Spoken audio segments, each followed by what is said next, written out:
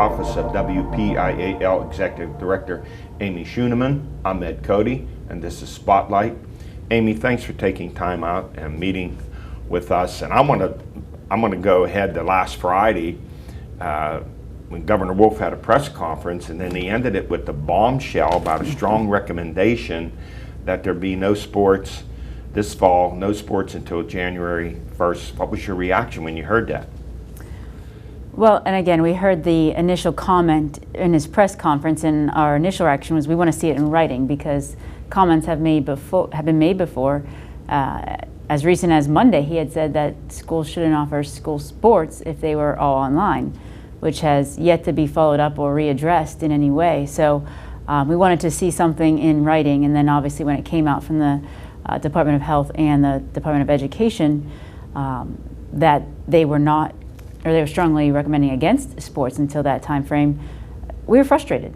And because they are the ones that created the guidelines and guidance for schools to return to sport, which was issued back in June 10th, as long as they completed their athletic health and safety plan and returned to sports, then they were able to start open workouts again. So in between that time and now, not a whole lot has changed with the overall numbers of student athletes contracting this virus to be such a discrepancy in their guidance. So again, that was a point of frustration because there was no reason given for that statement. There was no justification or validation as to why this sudden change. Well, 339,000 kids have come down with COVID-19, 100,000 this July. However, more kids have died from the flu, this flu season, than from COVID. So when the governor issued this strong recommendation, if he were that concerned, why didn't he just issue a mandate? It seems to me he's throwing this on the WPIAL and the other districts throughout the state, and maybe even individual school districts to make their own decision. How do you view that? I think that is absolutely correct. If he feels so strongly, then he needs to mandate it. He made no such strong recommendation about schools and returning to schools in person. So we have schools that are preparing and have prepared very diligently to have students in their hallways and in their classrooms, upwards of 1,000, 1,500 kids in one indoor space as a school district. And there's no recommendation against that, where you have sports that are outside, but smaller areas, smaller groups, and cohorts, teams that can socially distance, such as tennis players and golfers and even volleyball players to that extent, that it's an inconsistent message that schools are allowed to open in person, but yet we don't feel it's safe for sports. Well, this summer, 90 WPIAL baseball players went to Ohio to play since they couldn't play here. I don't think any of them came down with COVID. And the other issue behind that is, how concerned are you that more kids will see, well, if we can't play with the local, we're just going to go and play AAU sports? Absolutely, that's a concern. And we want to provide that educational atmosphere through high school interscholastic athletics, where coaches have been taught, coaches are trained, they have information, they have guidance, there's oversight. And so where we differ from those programs is that we have a controlled environment and they don't. So without our sports, they are going to go somewhere else, and that's concerning to us because they lose the educational value that we feel that school sports provide. So we want to provide as many opportunities as possible that we can. When he says no sports till January 1st, and he says he follows the science, well, you're smack dab in the middle of the flu season, and there's no guarantee things are going to be better there. And having coached football, baseball, and track, so if you're going to push everything into the spring, we had a lot of baseball players and track players who are football players. So you're going to have some conflicts there at the schools where, how do you do this? You're going to lose the two sport stars. They have to make a decision to play this sport or that sport. 2 points to that. One, the January 1st date is arbitrary at best. How can we predict that in 5 months this is going to be any better? Or if there is a change, then why can't we start sooner if it is, instead of making that mandate of that date, perhaps a flexible date to reevaluate at a certain point and set another date after that to allow the best opportunity to have as many sports for as long as possible, I think would be prudent.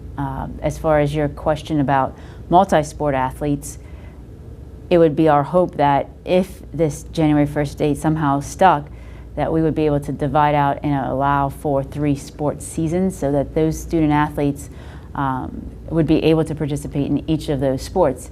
Obviously, there would be some overlap between preseason and postseason times of each of those, but by and large, they would be separated and possible to do multiple.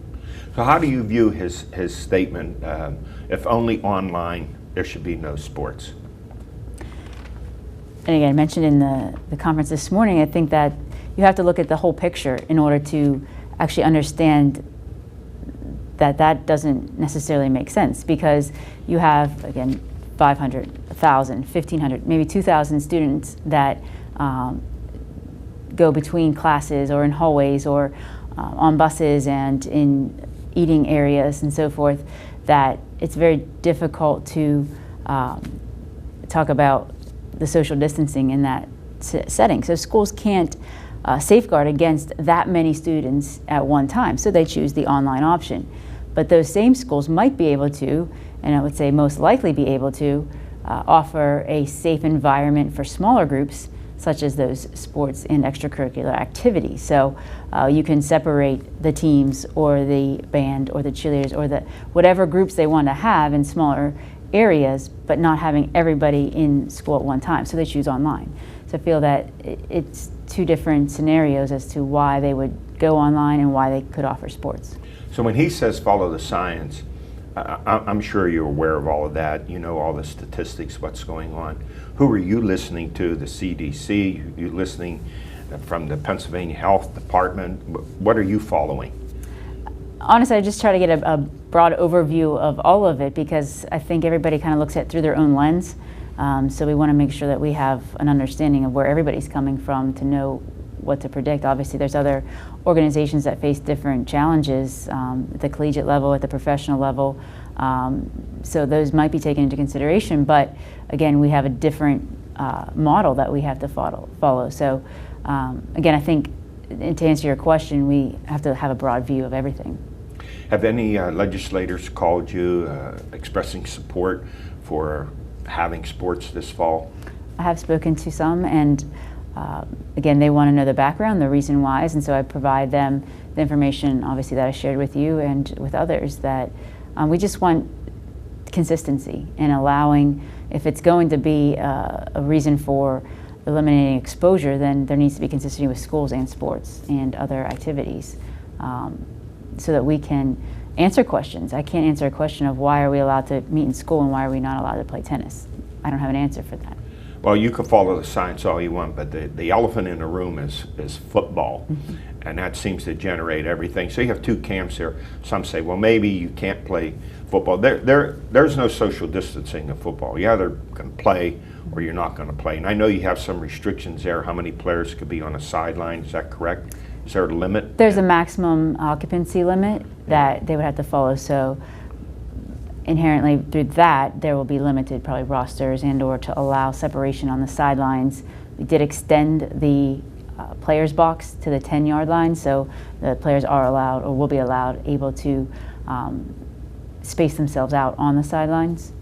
So that has changed a little bit, but when they're on the field, they're on the field. They're on the field. Playing, and having played, there's sweat, there's blood, there's all that going on. So you can't play it safe in that regard. And then I hear about putting these big masks on the front of the helmets.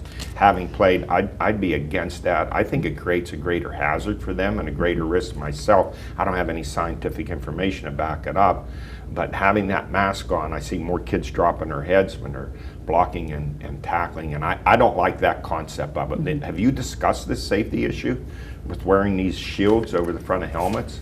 Yeah, the face shields have been, obviously, they're approved as long as they're clear. So that is something that is legal. Some are choosing to purchase them for their teams and some are choosing not to. Again, it's a preventative measure, it's not a requirement. So I feel that if the student doesn't feel comfortable in it, they shouldn't subject themselves to something that may injure them down the road if they are dropping their head more or tackling improperly because of it. You've had, there are 5 or 6, I believe, college divisions, conferences have shut down their fall sports. Football, the MAC was the biggest one so far. They shut it down. The Big Ten, I heard, they've taken a vote 10-2 not to play this year.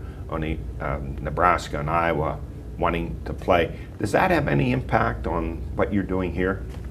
Again, as I mentioned before, it's a different arena than what we have. Those student athletes are going to have another year of eligibility by the NCAA's guidelines, and then if they extend that even more, they may have it. Another opportunity. A high school student does not have that opportunity. And again, a lot of collegiate athletes are individual sport athletes, as you mentioned, where some have talked about moving into the spring, they're not going to conflict. Maybe they have better facilities or resources that it's not going to overlap with another sport, where that's not the case in high schools usually. So it's a little different, and they're traveling obviously across country and or farther distances to play those contests, and going into states with varying degrees of cases and restrictions. So we're all playing under the same playing field in regards to Pennsylvania's guidelines and mask requirements. You have kind of a bubble here with the high schools.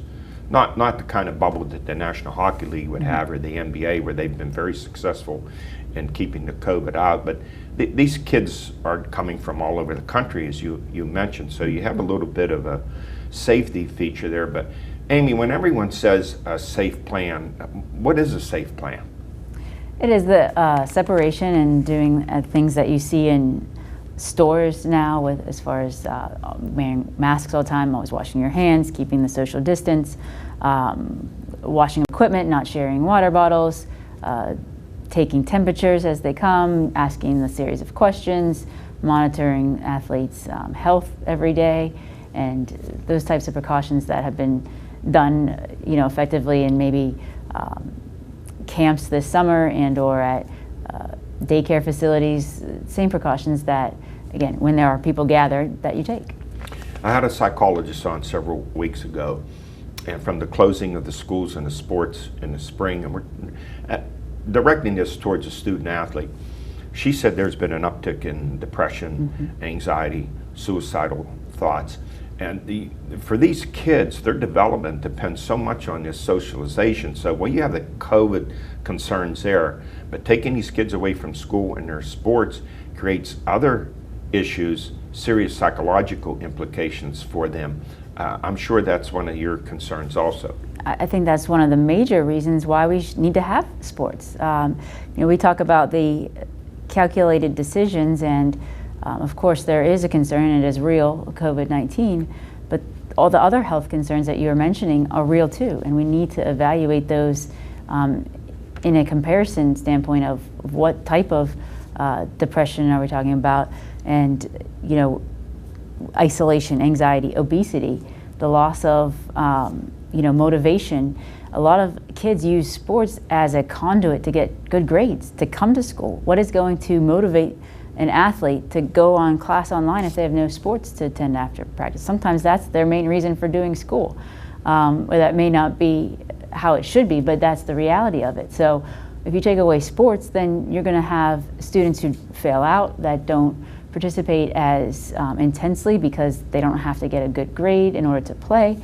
As you mentioned, all of the life lessons that sports provide and preparation from, as far as overcoming adversity, working towards goal, providing some sort of hope, normalcy, not to mention the opportunities that this may have on somebody's future, as far as getting recognized and recruited. I had an athlete on last week, and I asked her mother was assistant volleyball coach at Butler, and I said, if they close school and sports, are you going to stay away from your friends? And she said, no.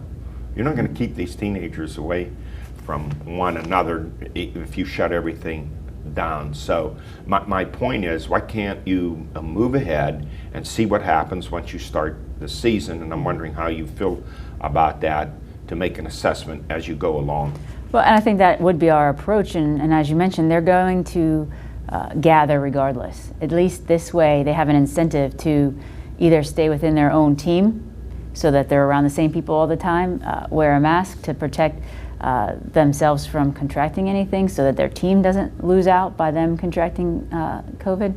So again, without that, say, carrot in front of them to play sports and do it for their team, again, there's no reason for them to follow those guidelines or restrictions. They'll do what they want to do because they're kids, and we know that. And so having this ability to play will help them follow the rules to ensure that they have the ability to play. One of the questions I'm getting asked about is why have the state playoffs? Just have the district get the seasons in and forget about the state playoffs with all the traveling involved. What's your view about that, just limiting everything to the districts? Well, and that's being discussed, and the PIAA board is scheduled to meet again. They had already planned that at the end of August to essentially decide that exact thing. So would we be okay with that? Obviously we want to have our teams have the opportunity for a state championship, but we certainly would end it at the WPIAL championship as well. It's something that I think the student athletes would be happy with, to have a regular season and a championship season in lieu of nothing at all. So obviously we would be okay with that. So you're going to delay the start of the fall sports to what, August 24th? Somewhere around here? Yes, right now. So with those football games and sports scheduled for the first weekend in September, like September 4th, those will be canceled, or they can play? Currently, under the guidelines we released on July 31st, everything can continue as scheduled except for golf and tennis. Okay. Those are the only ones that would need to adjust the starting date or the competition dates, because we had them starting on time. So their season will be essentially pushed back a week. We had already adjusted all the other sports. So you're limiting football to 7 conference games, is that correct? 7 total games. 7 not all total of them are games, conference. and then you can go to the playoffs, and you're going to limit the number of teams, like in 6A, the top 2, which some four in people 6A. some people like, because you're not going to have these 2 and 8 and 3 and 7 teams in the playoffs. So being a purist, I like that myself. But you limit the number of contests for golf, cross country, and the other sports also, and then what you do with your playoffs will be dictated by the PIAA and what they decide? Currently, we have not made, other than football, adjustments to the WPIAL tournaments. That is yet to be determined based on how the season's going. If we need to limit the amount of teams that qualify, that's certainly something we can look at. But in regards to individual sports such as golf and tennis, their postseason tournaments through our district is continuing on as scheduled. So even though the governor's made that recommendation, it seems to me that you're getting a lot of positive feedback from people, of course from coaches and so forth, moving ahead, wanting to play this season. I know Uniontown is shut down, and Blackhawk has shut down for, what, 2 weeks because they had one player tested positive. Now, is that being realistic, or is that being an overreaction? One player, and then from my understand, if, say, a Pine Richland football player comes down with COVID, they can't play for 2 weeks? According to the CDC's current guidelines, and that may change daily, there is a 14-day shutdown for that particular team. It is not the whole school. So obviously Blackhawk went above and beyond the recommendations, which is fine. That's their, anybody can go above and make their school a little bit stricter if they want, but they so can't. So one player comes down with it. Why not you send him home? He has to stay at home for the 14 days. Why not just test the rest of the team instead of shutting them down for 2 weeks? Doesn't seem reasonable to me. Well, and that's something, again, that may be forthcoming or change through the CDC. Again, we go through their guidelines as to what should occur if a positive case is reported. Are you requesting any tests for the contact sports that the teams have to be tested leaving that up to the school district? That is up to the school district. Which is relatively expensive, about, I think, $45 per test for the COVID-19. You have much contact with principals and superintendents and getting their feedback about what's going on. They looking to you for direction and advice? We've remained in contact with the school athletic directors and principals. We do not have a direct line to the superintendents, but obviously we would hope that any communications that we send to those two individuals would be fed up the chain to the superintendents. We have superintendent reps on our board that can convey that information to school districts. Given any directions to coaches as to how they should conduct their coaching? You know, football summer practices and that, they're wearing masks and that, but once the season starts and they have the helmets on, that can't happen. You giving them any particular directives? Do the coaches have to wear masks while they're coaching? The coaches are supposed to, yes. And that's something that's in the PIAA's return to play guidelines that they put out on July 29th, I believe, with all of the information for all sports and then sports specific. So there are recommendations as far as, you know, cleaning the footballs and or limiting the amount of ball boys in soccer, or, you know, different things that are relative to each individual sport. So those are safeguards that, again, we're just trying to provide a safe environment as much as possible that we can. What I'm hearing from most parents, they want to play.